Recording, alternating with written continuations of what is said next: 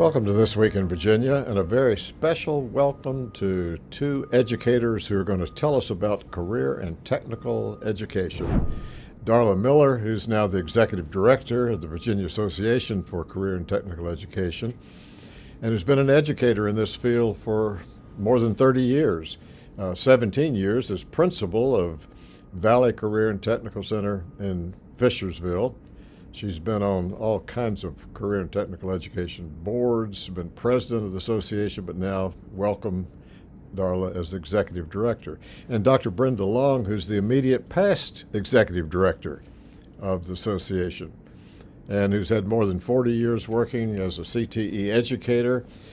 And when I looked, Brenda, at all the president of, I could just say probably president of most everything that was pertaining to career and technical ed over the years. You've been recognized for your accomplishments twice as the association's outstanding CTE administrator. And as far as work with the Commonwealth of Virginia, as a member of the Virginia Advisory Committee for Career and Technical Education.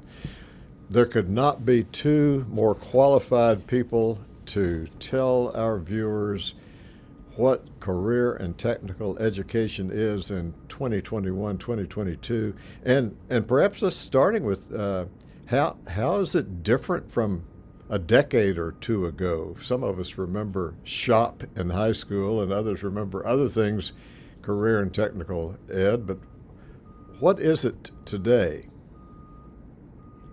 Okay, I'll start out and for a few things here. I think today, career and technical education is for every student, regardless of what their career plans are. If they have plans to go directly to the workforce, a one-year certificate program after high school, a two-year associate's degree, the four-year university, there is a program in our middle secondary programs that help these students to make those decisions on career pathways and career choices. So when they make that next step, when they finish their high school career, they have a step up. And that is going to be on technical skills, that's going to be on strong academic skills, because all of our SOLs are reinforced in our CTE competencies. And so they are going to have technical skills, academic skills, opportunities for those workplace readiness skills that's taught in all of our CTE courses. So these are just some of the things that are now in all courses that weren't there 10 years ago or 15 years ago. And it's an opportunity for all students. It's no more an either or program. It's a program for any student, whether they're on a standard diploma program or whether they're on an advanced studies program. So there's something for every student, and there's opportunities for them. Darla, you want to add to that? As a former ag teacher, will say CTE and ag, at least, is no more cows, plows, and pickup trucks. As Brenda said, it is for all students. In a meeting today with employers, and they're talking about workplace readiness skills. This is something that career and technical ed has a good hold on. It's embedded in our competencies. That's not something that when I first started teaching back, I won't mention how many years ago, that we did a lot with. We taught a lot of the technical skills, but our students go to work. They're not getting these things at home. And so our students in our classes have an opportunity to learn about how to present themselves, about the 5 C's of a graduate now, that we didn't have those opportunities, as I said, 10 years ago. And I was the principal of Regional Technical Center. We looked at classrooms, and we'd go out to visit employers, and the laboratories and the shops and the work environments are clean facilities. And you think back to old industrial art shop, how dirty the floors and that may have been, or the shops themselves. And I said, we no longer are doing those things. We are up to modern standards. Our students are being prepared to work in the 21st century and beyond. And I think we've got a better grasp, our teachers do, on preparing our students for jobs that have not yet been invented. And but they've got those transferable problem solving skills and critical thinking skills that can help them. And we've got a great set of teachers in career and technical ed that were trained on how to do that. And a lot of them come out of the workplace, and so they know those things. That sounds extremely exciting. What are some of the challenges that are being faced by you all in your leadership positions or by teachers out in the field? One of the I'll start challenges, with, sorry, Brenda, go ahead. go on. I was just going to say, I'll start with challenge. We talked about these laboratories and students learning skills that aren't yet invented. They're working on machines that were probably purchased sometimes by the 1963 Vocational Ed Act. And if you go into a lot of manufacturing facilities today, the equipment is automated, it's run by computers. And those, career and technical ed, we are not a cheap field. Our equipment, the technology, CNC machines, laser cutters, the things that our students are learning how to work on, learning to prepare for a future career. Those pieces of equipment, if they want to be trained correctly, are not cheap. And so funding of career and technical ed programs, especially the equipment that we need that helps our students stay on the cutting edge, to when they walk into the workplace, they're going to see familiarity and they will have knowledge of the machine. They may not know how to run or operate that piece of equipment or machinery, but they will have learned skills that are transferable and will make them more efficient. But again, it costs money, and there are limited dollars in the state, and you have to figure out where you go put them, and to equip a automotive shop, a welding shop, diesel equipment shop, even nursing facilities. We are so far behind in some of our school systems. We get donated equipment that companies no longer want because they don't use that. They've grown with it. And we're fortunate that we get donations from employers, but we like to be able to train those students on newer piece of equipment, and funding for CTE equipment, and that is especially important. And even developing and designing newer facilities that look similar or model what's out there in the workplace. So I think that's one of our largest challenges. And Darla is absolutely right, because we are required by the state code that our CTE classes are aligned with the needs of business and industry. And that's not only teaching those technical skills, but it's also training them on that technology and that equipment. So in order for us to keep up to date, it does cost for our programs, but we are providing that pipeline for the future workforce. And it's really important that the funding for the programs, funding for credentialing, so our students have some credentials that they can add to their resume, that they can show employers what they have been doing and what they have passed and been successful at. Another one of it's a challenge and it's an opportunity, is a lot of work-based learning opportunities for students. We were fortunate this past year and supported what the Virginia Department of Education Office of CTE did in hiring regional work-based learning coordinators. And right now there will be coordinators in certain regions of the state, and hopefully then by fall or early next year, there will be at least one regional coordinator across the state. There's 8 superintendents regions, so there would be one per region. A lot of school divisions are already hiring their own work-based learning coordinator. And so we asked, well, why is this so important? Why are we doing it? Actually, career and technical education has been doing it for years. We've done it in other ways, whether it be cooperative education, marketing, co-op programs, and opportunities for students to be out in the workplace. But it's expanded now, and it includes job shadowing, mentoring, internships, externships, apprenticeships. And it takes someone to network with business and industry to see what their needs are and if they would want to collaborate with the school system and provide these opportunities for students. So work-based learning is a great opportunity, but we have a challenge that we want each school division to have their own within their division, their coordinator that can work with the regional coordinators to have consistency in their programs and have solid, strong programs and develop that strong collaborative effort with business and industry. There's a lot of resources out there with this. Opportunities are just abounding for students if they can come out of high school and they already have a work-based learning experience. And with that, that's also part now within the standards of accreditation that students have an opportunity, not just CTE students, but all students have an opportunity for a work-based learning experience. And that's going to be extremely important. And most of those, I think you're going to find that those students will be somewhere within those CTE classes with that work-based learning experience, but it's for all students. So when you realize that all your students within a high school, a 1,200 student population in high school, all before they graduate may have a work-based learning experience, then you need to have someone to help coordinate that, get the right placement for the student with their skill set with what the employers want. So while it's a challenge, it's also going to be an opportunity, because where else could students get that kind of experience before they even leave high school? That's the beautiful thing. Well, it's great to hear about those challenges. And Brenda, you were sort of moving us into opportunities. So Darla, why don't you talk some more about opportunities that are before CTE, whether it's opportunities for the teachers or opportunities for the students who are going to be in the classroom, in the classes. True.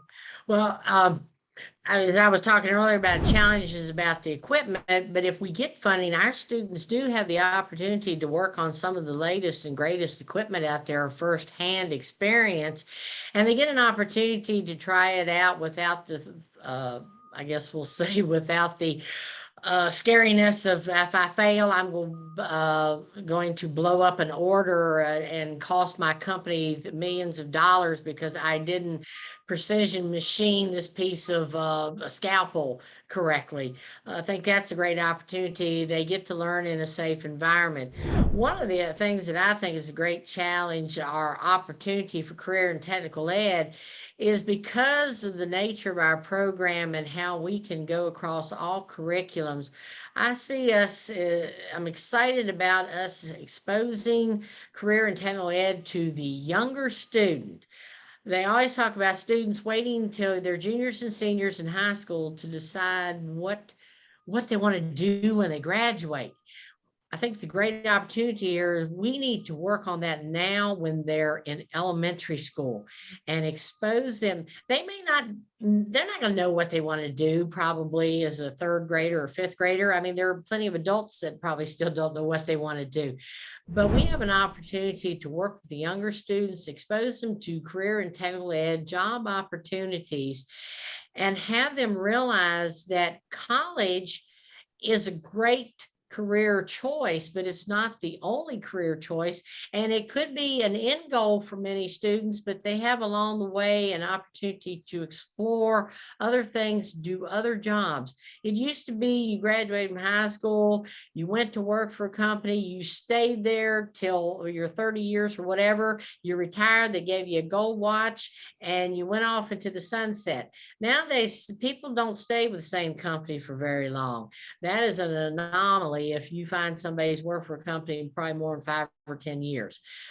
The younger generation hops around. They have opportunities to work virtually now, so they can work for multiple companies while they're at home. And I think it's great that we can expose our young students to those things, give them more familiarity so that they have a better opportunity when they get to middle school and to high school to plan what their courses will be and look at all those different career pathways, find out what is the most of interest to them and go that route, but yet have a we'll say a bypass. If they decide that's not the way they want to go, they can switch to another area. We're not tracking them. We're not streamlining them down in one set thing, and this is what you're going to do for the rest of your life.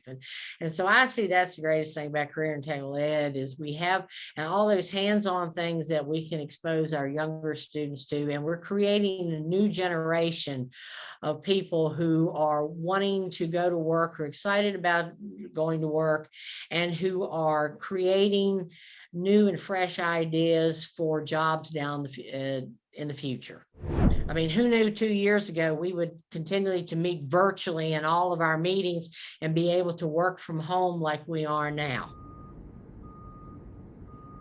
Oh, it certainly is. And thank you for that. Brenda, any reflection on any other opportunities that you see out there? My gosh, between the two of you, you've got 75 or more years of experience of, you know what worked in the past, and you're both right on top of what's working now. What are other opportunities?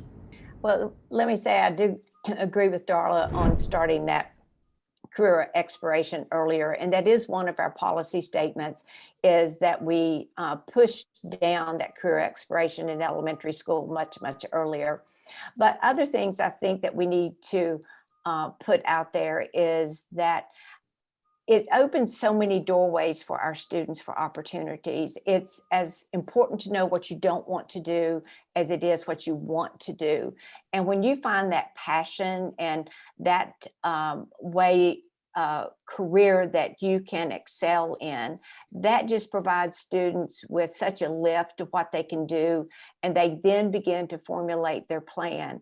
And Darla's right. No one stays at jobs longer anymore. And I can attest from my own sons in that they have already changed jobs maybe 4 times in the last 10 years. And each time was a better move, a better fit. So we're in that type of workforce now too, that our folks need to be ready to make the next move, the next opportunity.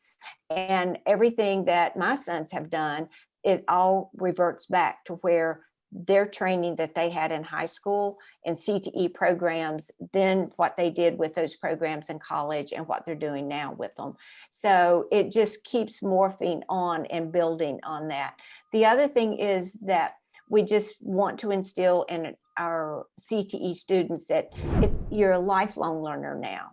It no longer stops at high school. It no longer stops after that degree from college or a 1-year certificate, that you continue to learn because the information highway changes so quickly. The technology changes quickly, and students have learned very well to adapt to that and pick up what's happening quickly. And that's a big ask for students.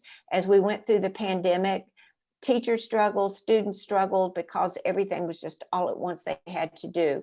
But all the work that our students did and our CTE teachers did to still provide instructions during the pandemic, whether it was from home, whether it was hybrid, whatever model they were using, it was a struggle, no doubt. It was a struggle, but they did such a great job with it.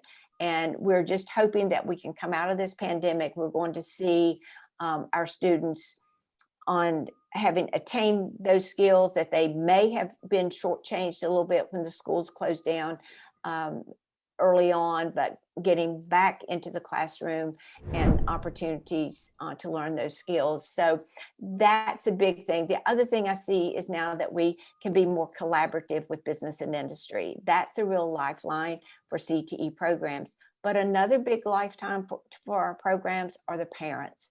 We need to showcase all the opportunities students have or could have, and let parents know that. Let them see how the students will be strong academically. They will be strong not with technical skills, but they'll be strong with work-based learning skills, the 5 C's. We can wrap all of that up in a CTE program, and that they can carry that with them as they start their career at whatever point that is. I made the comment today that it's every parent's dream that their child becomes employed, And I think that's what we all want as our students progress through high school and post-secondary. We do know that all students are going to need some post-secondary training after high school. Mhm. Is that going to be one-year certificate, community college, 4-year degree, whatever? So we need to instill in students that you will need some more training, but you still will need more training.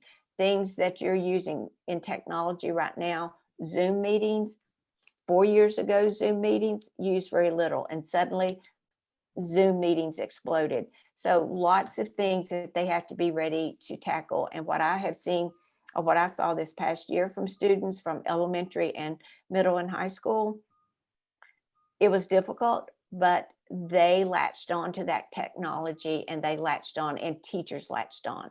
A struggle, yes, but successful, yes. And they did that.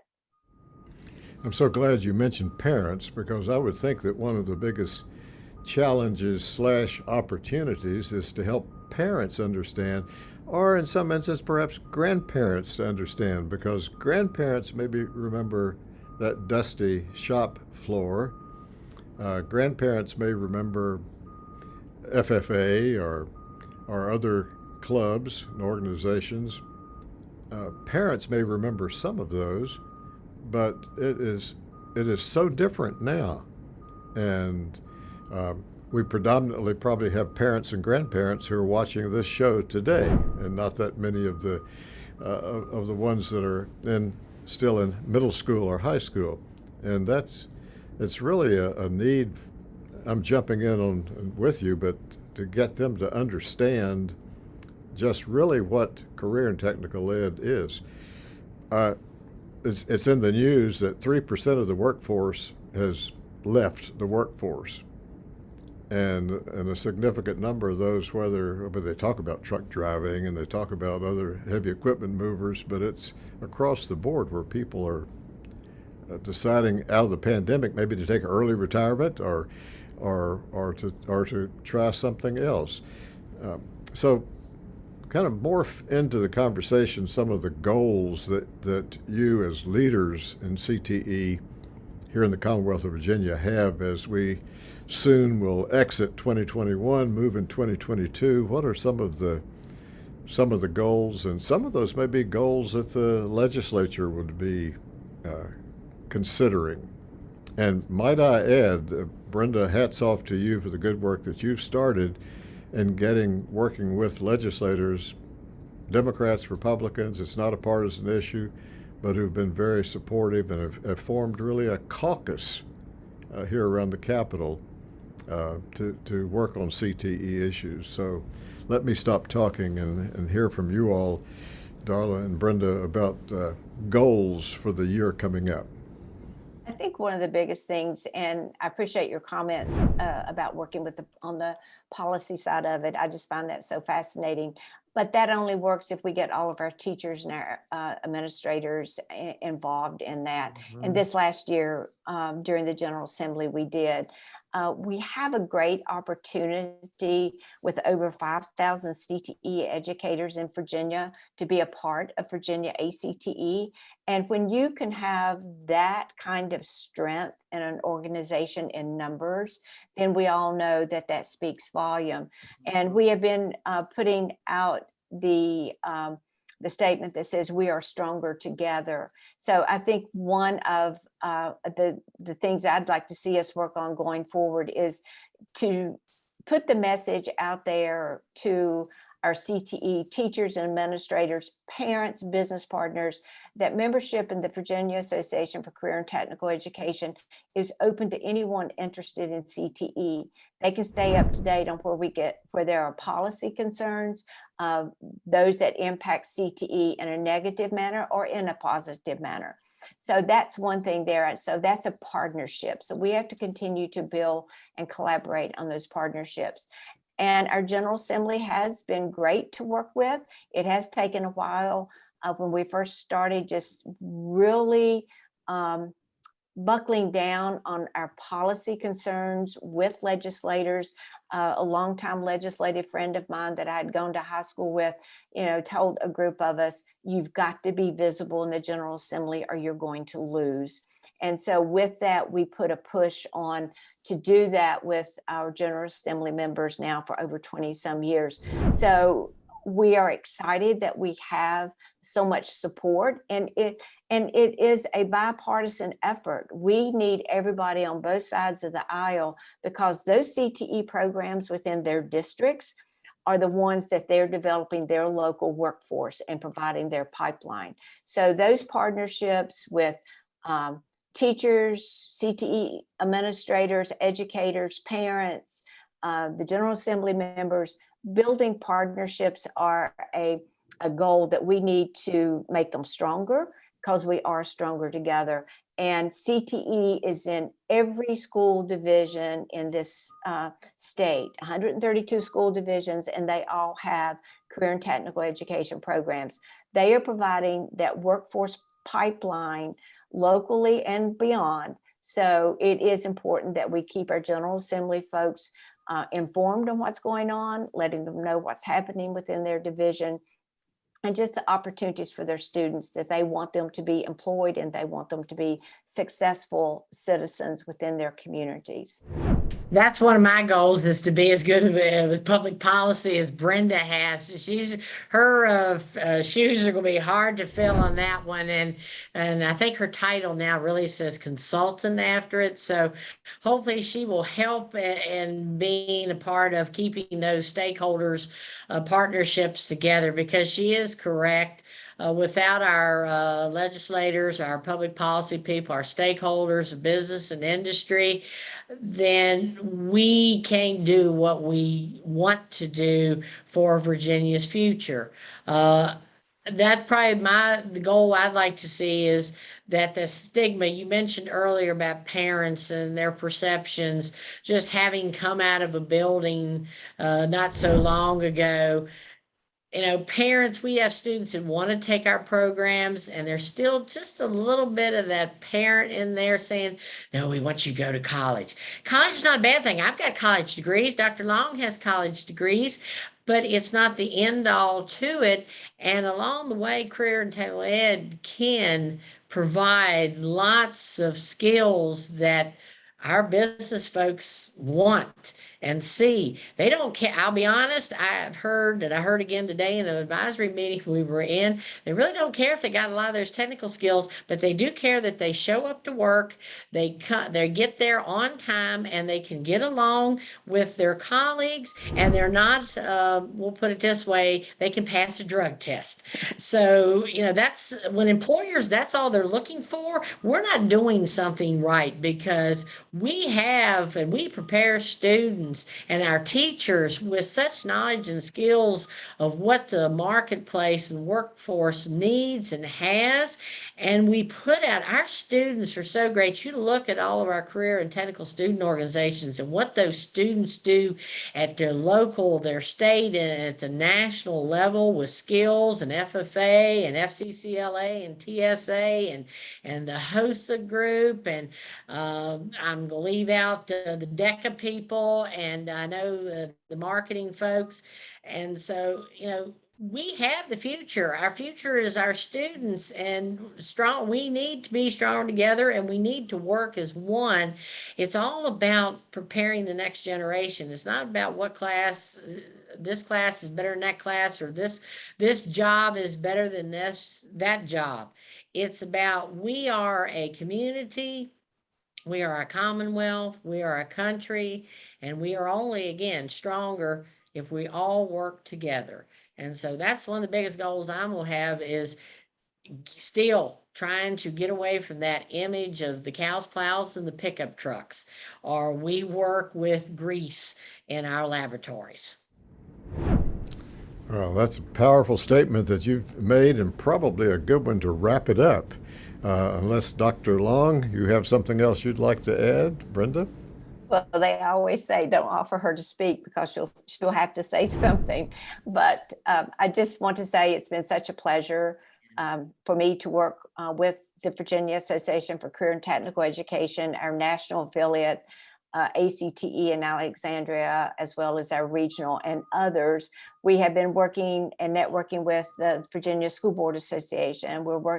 We have been working with the Coalition for Education Partnerships. So all of this, it has been great opportunities to showcase CTE to different groups. So I appreciate the opportunity that has been afforded me with the board of directors to work in this role for the past 7 or 8 years.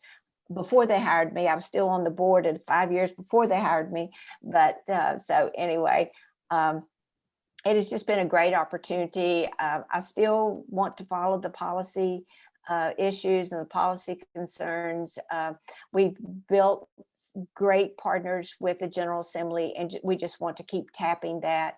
After the election, we may have some newbies in there, and we will also need to share information with them as well. So, but I appreciate the opportunity, and especially David, the opportunity to work with you and your staff. You have taught me so much on policy that I just don't ever think that you never learn it all, but you just make me want to learn more. So I appreciate that and the opportunity to work with you. Well, I thank you for that compliment, Brenda, and I think that you knew what to do. I was glad to be on the sidelines. And if I understand correctly, there's a title now, consultant, that's added. Is that what you said, Darla? That I think I've seen the consultant on her little bylines on her emails of that. well, even before the election season is completed on November 2nd, there will be 9 new members of the House of Delegates because 9 are not running again. And as you said, Brenda, there will be 9 and perhaps plus others that will need to get involved. And we thank you for the leadership that you've provided over the years. Darla, we thank you for the leadership you've provided and now for this new role that you're stepping into. And thank you both for being on This Week in Virginia. And I hope that parents and grandparents will watch this and pass it along, and will get more acquainted with what's happening in the high schools, in the middle schools, and in the high schools where their children or grandchildren are attending. So thank you both very much. Thank you, David. Thank you for having us on. It's been a pleasure.